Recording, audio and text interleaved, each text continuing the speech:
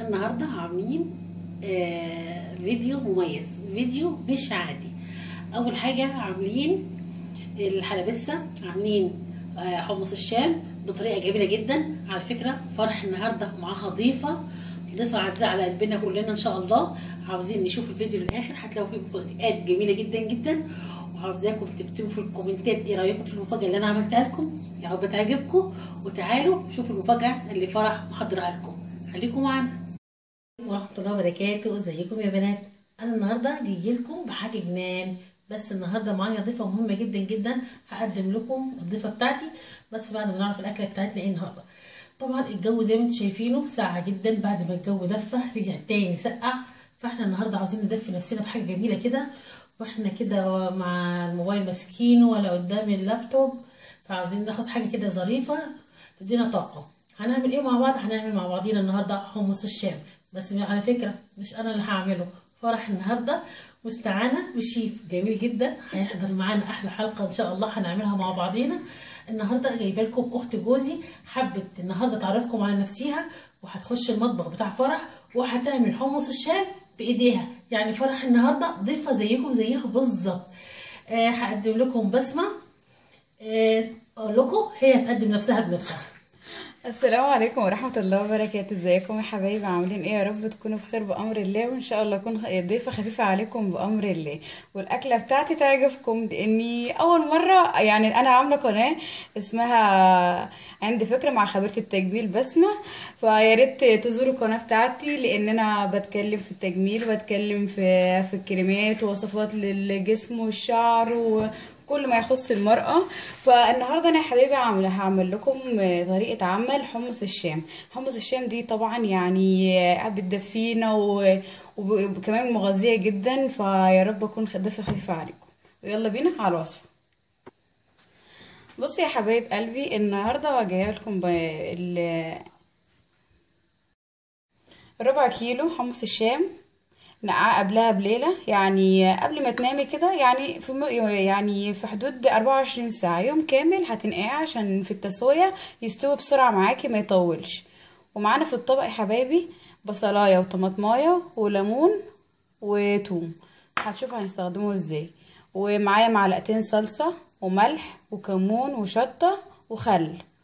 ويلا بينا هقول لكم هعمل ايه.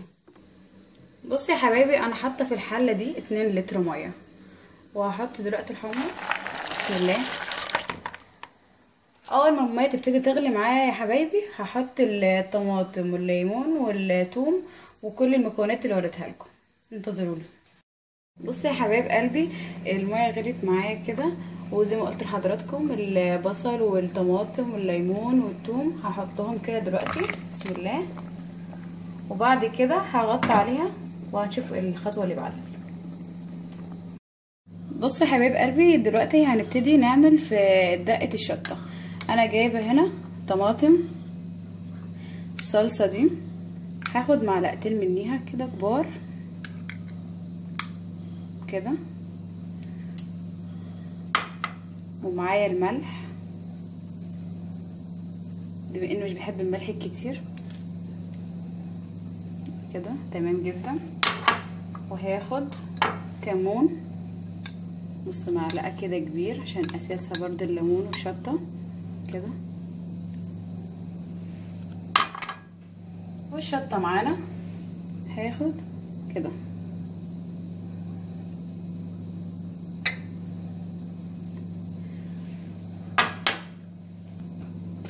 وانا جبت كده يا حبايبي معايا الخل،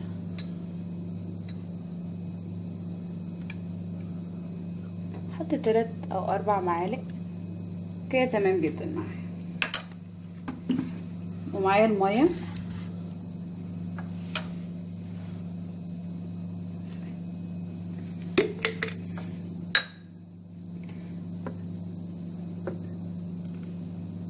كده.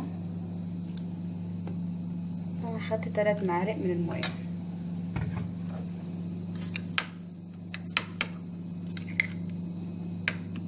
لو عايزيني برضه يا حبايبي في قناتي اعمل لكم حاجات، بس يعني اكيد مش هوصل للفروحه اكيد يعني. ابقوا قولوا لي في الكومنتات، وانا هحط لكم اللينك بتاع قناتي في صندوق الوصف. بس بس كده تمام جدا معايا كده يا حبايبي. هي جاهزة معايا تمام. اول لما تخلص الحمص هرجع لكم تاني. بصوا يا حبايبي، انا سبتها 3/4 سوا، وهشيل البصل والطماطم والليمون والثوم والحاجات دي كلها وخلاص. وعلى فكرة انا كده يعني يعتبر خدت الطعم بتاع البصل والفايدة بتاعة البصل والطماطم والليمون الحاجات دي كلها. هرجع اوريكم هحط ايه جواها تاني. بصوا يا حبايبي، انا حاطه هنا في الطبق ده شطه وبابريكا وكمون وملح، حطهم كده بسم الله. وهحط بقيه الصلصه اللي وريتها لحضراتكم من شويه دول بس كده. بعد كده هديها تقليبه وهسيبها لحد ما تكمل سوا، وهرجع لكم تاني في الشكل النهائي. وبكده يا حبايبي اكون خلصت الحلبسه بتاعتي.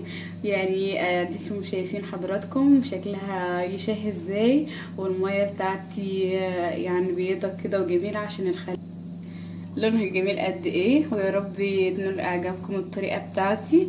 ويلا بقى يا فريد دوق وتقولي لي رايك. خلاص، بس انا على فكره هقول بجد. هتقولي بصراحه مش عجبني خالص. انت حره معايا. ماشي يا قلبي يلا. انا طبعا كلكم عارفين ان انا بحب دايما الشطشطه الحاجه الحاره شويه. انا كده حطيت لها حبه شطه. بسم الله الرحمن الرحيم، يا رب تعجبها.